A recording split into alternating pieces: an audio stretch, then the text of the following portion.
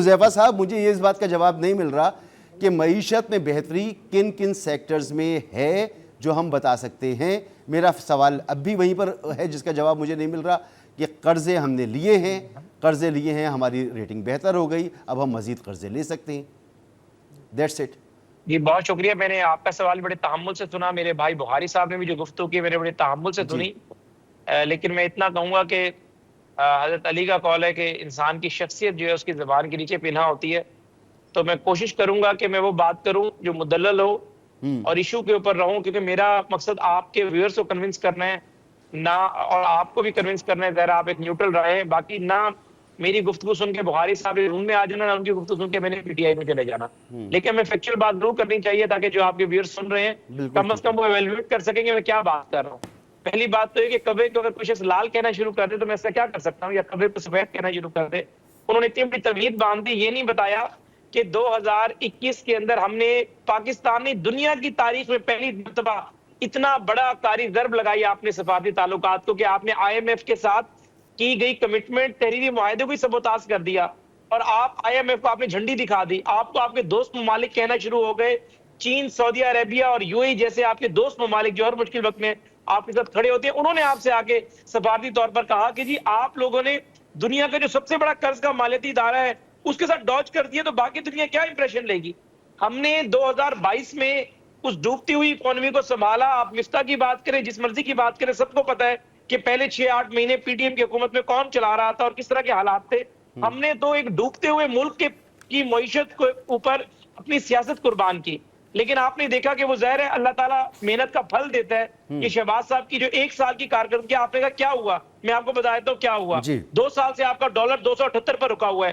2 سال کے اندر اندر آپ کا جو انٹرسٹ ریٹ ہے 24 سے 12 پہ آگے, اس کیپیسٹی میں 9 پہ لے کے آ سکتے ہیں, لیکن ہم نے ذرا کمرشل بینکس کو بھی ساتھ لے کر چلنا ہے. آپ نے کہا کہ ہم نے کیا کیا, ہم نے آپ کے ریزرو اٹھا کر 4-5 ارب ڈالر اٹھا کر 15-16-17 ارب ڈالر پر لے گئے. آپ نے کہا ہم نے کیا کیا, ہم نے پوری دنیا کے سامنے آپ کا اعتماد بحال کیا. اب دنیا کو بتانا نہیں پڑتا, جو آپ کے اکاؤنٹس کے اندر انہوں نے پیسے اپنے رکھے ہوئے ہیں, چین نے رکھے ہوئے ہیں, سعودی عرب نے رکھے ہوئے ہیں, وہ آٹومیٹکلی اس کو رول اوور کر دیتے ہیں. آپ کہتے ہیں ہم نے کیا کیا, آپ کے ملک میں مہنگائی بڑھنے کی شرح, ہم یہ نہیں کہہ رہے مہنگائی کنٹرول کر دی, ہم نے مہنگائی بڑھنے کی شرح پہلے روکی ہے. پہلے مرحلے میں یہی ہوتا ہے. آپ کو جو 4 سالہ تحفہ حکومت تھی 18 سے 22 تک, وہ 38% پہ مہنگائی بڑھنے کی شرح لے گئی تھی. یعنی جو چیز 100 روپے کی ہے اس نے ہر سال 138 روپے کا ہو جانا, 38 روپے سے قیمت بڑھنی ہے. ہم نے اس کی بڑھنے کی شرح 1.5% پر لے آئے. لیکن ہم یہ نہیں کہہ رہے جس طرح میرے بھائی ابھی مرزا صاحب کہہ رہے تھے سب اچھا نہیں ہے, چیزیں ابھی بہت بہتر ہونی ہے. لیکن دنیا کا حذیفہ صاحب آپ کیونکہ مجھے بھی کنونس کر رہے ہیں, ٹیکس کلیکشن سنیں, ٹیکس کلیکشن کا اہداف پورے نہیں کیے, بہتر کیے, اہداف پورے نہیں کیے. تو ہم 14,000 بھائی ہم 14,000 ارب تک ٹیکس کلیکشن پر چلے گئے ہیں. آئی ایم ایف کے ٹارگٹس بہت ہائی ہیں, ظاہر ہے آئی ایم ایف کی ایکسپیکٹیشنز بڑی ہائی ہیں, ہم ان معیار کو میٹ کرنے کی کوشش کر رہے ہیں. ہدف تک نہیں پہنچے نا. آپ کہتے ہیں ہم نے کیا کیا, آپ کہہ رہے ہیں ہم نے کیا کیا. بجلی سب سے بڑا مسئلہ تھا, ہم نے پچھلے سال اسی قیمت تقریباً 4.25 روپے کم کی اور 1 گو کے اندر 8.25 روپے کم کر دی. ابھی مزید اسی قیمت کم ہونی چاہیے, لیکن بھائی ہم رائٹ ٹریک پر ہیں. آپ ہماری خود احتسابی بھی کریں, ڈیوز ایڈوکیٹ بھی بنے, لیکن آپ کیونکہ مجھے کنفرم کر رہے ہیں نا, بہت ساری باتیں ہو گئی, میں آپ سے میں کنونس ہونا چاہوں گا. مجھے یہ بھی تو یہ آپ نے کہا نا, نہیں وہ کہتے ہیں سنایا بیٹی کو, نہیں آپ نے کہا کہ ہمارے ناظرین کو بھی کنونس کرنا ہے, مجھے بھی کنونس کرنا ہے. سر مجھے کریں سر, نہیں مجھے کنفرم نہیں, کنونس کریں. دیکھیں who the hell are you, کس نے کہا تھا آئی ایم ایف کو, کون اس وقت آئی ایم ایف کو خفا کر کے پاکستان کو ڈیفالٹ کے دہانے تک لے کے گیا تھا, اور پھر ہمیں اسٹینڈ بائی پروجیکٹ کیوں لینا پڑا تھا جس میں ہماری ضرورت برابر کوئی سنی نہیں گئی.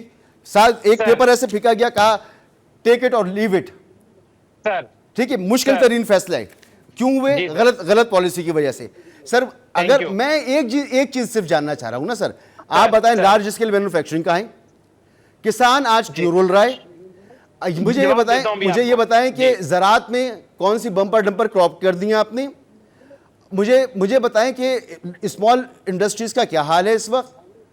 یہ اشاری ہے نا سر ملک میں ترقی کے. بتا رہا ہوں, اگر آپ اجازت دیں گے تو 1 منٹ لوں گا کیونکہ میرے دوسرے بھائیوں کو بھی اپنا ٹائم دینا ہے. جی میں ادھر پہلی بات ہے زراعت کے حوالے سے, ہم نے ہمیشہ پنجاب سب سے بڑا صوبہ ہے, ہم وہاں کی حکومت رکھتے ہیں, لیکن فوڈ کی پریکیورمنٹ میں اتنے گھپلے ہوا کرتے تھے.